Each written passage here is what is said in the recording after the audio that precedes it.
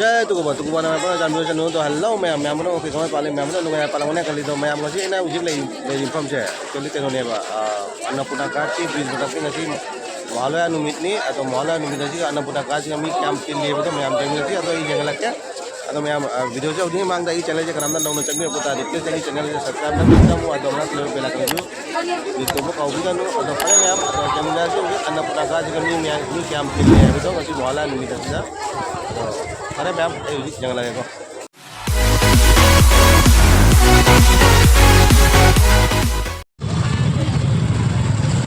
Hello ma'am से actually उड़ी से मैम से अन्नपूर्णा घाट की चंगम की पॉइंट तो जो उतरी बखा मैम से पॉइंट की ममांग से मी दिल्ली में हम गाड़ी का मी मको तो उड़ी से मैम गाड़ी खुद न तौरी सी वो से अन्नपूर्णा घाट जो पॉइंट से मैम खबर से एक्चुअली अन्नपूर्णा घाट जो की पॉइंट तो पॉइंट की जाए दुगनी तौरी से मी से एकदम भी मनुष्य चंगा कमाई हो जाए बखा मैम अदो मैम आई लाइसे एक्चुअली खर थे मोसे मी से मैम जो ngale mi मैम जो से jangan dong matam tadi kari orang tu nak bersih, kamai cang tu bersih, bersih ni putin je macam ni jengsi kau macam.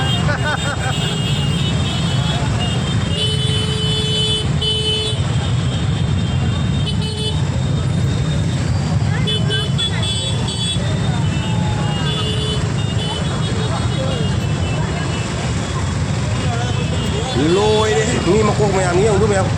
Wima kali kutin nasi bu, wima lore sih lore, kamai cang tu nasi bu tahu nasi bu.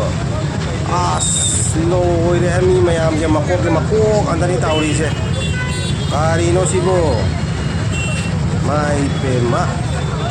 loi deh.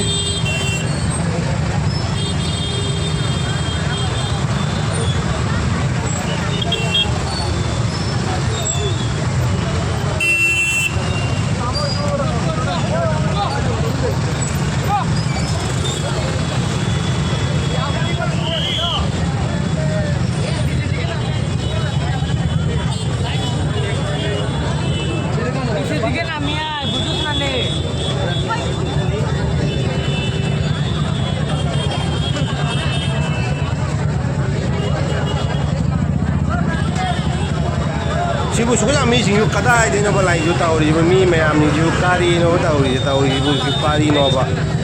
Oi mah mi putin je jong se macam se uri se son cang tu ni apa, son cang kan ni apa anu dah bis anu ko sabale je, asyik menu cang tu ni apa. Cang ni memang dah se mau kena dah ni apa point ni beta uri se. Kari ino ni mi putin je bu,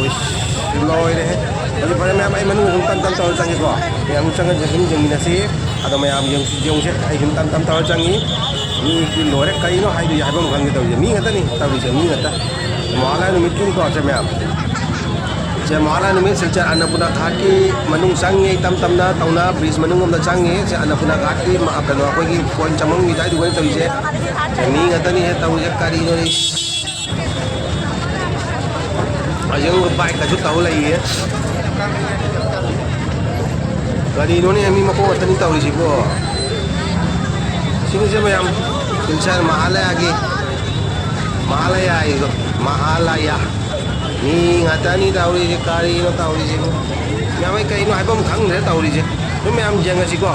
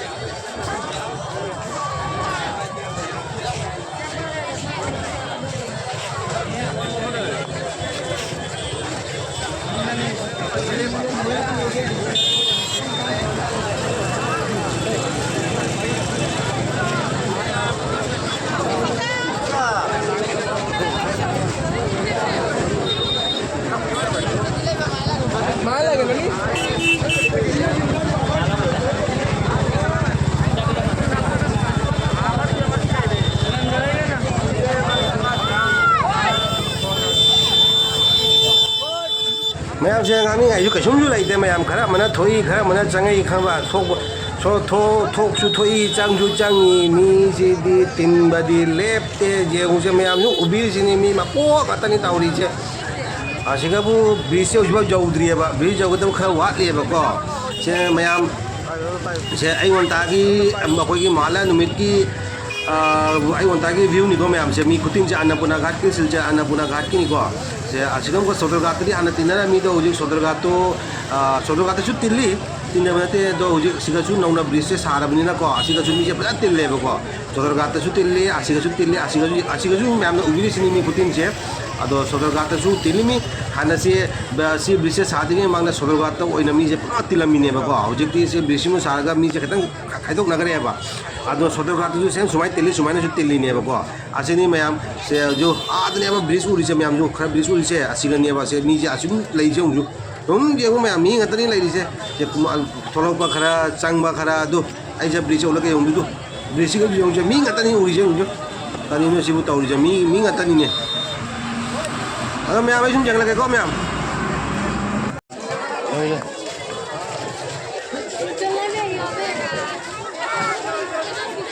ये बोले ये मैं नहीं हूँ बा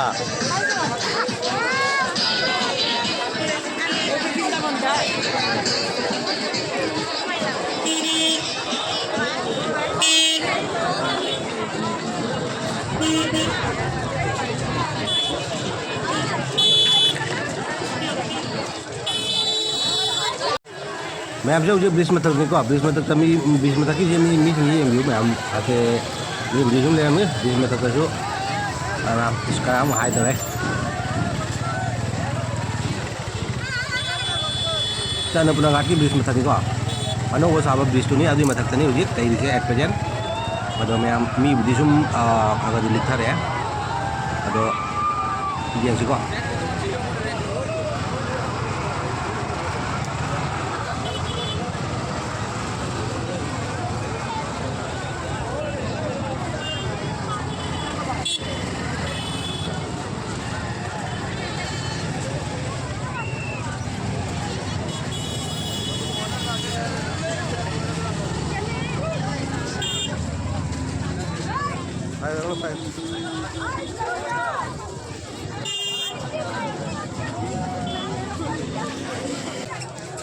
hasil lainnya berak isi ngudi kena kami namanya saya kan ini nuk sugi betul aja amat pun nego isi karam isi ya lalu jadi kena kami deh saya berak isi ini ujik